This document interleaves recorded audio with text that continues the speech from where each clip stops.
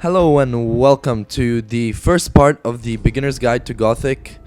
So I'm kind of 13 years too late to make this series, but oh well. Okay, so the reason why I actually wanted to do this is this is one of the very few games that I'm really good at. So um, yeah, and so the controls are kind of really sketchy, and it's difficult to get used to, especially if you don't know what's the best way to play.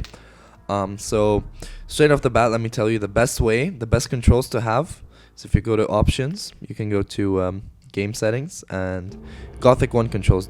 This should be checked on. If it's off, turn it on. Alright, so next thing, controls. Have the default settings on. They should be on by default, hence the name. But if they're on alternative, press default. So now this is the big part of this game. You shouldn't play with a mouse.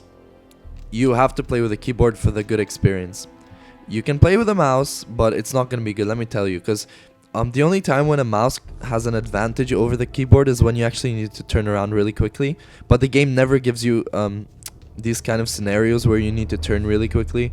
So the actual controls. Arrows to move left and right, that's pretty simple.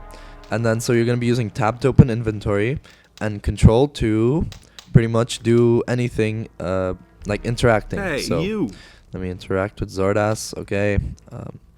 Control to do pretty much anything. And now control to equip heavy branch. Now the combat is where it gets a bit funny. So you must understand that you have to, in order to hit something, you must select it first pretty much. So if I go up to Zardas, I press control and he lights up, meaning that he's the one I'm gonna attack. So now after he lights up, you can either swing left using the left arrow, right using the right arrow, or let me just the forward arrow to hit forward. So you can do this in the air, but if there's an enemy or even a friendly, you have to select them and press control. That's the kind of bad thing about Gothic, you could say. Downside is that you can only attack one thing at once because you can only select one thing at once, but that's pretty much it. So these are the best controls. If you don't like playing with a keyboard only, you want to use the mouse, you're gonna have a hard time. I've played with both. I've actually played the game a couple times with a mouse, and since I moved to keyboard, it's been a lot better. So that's what you should be using.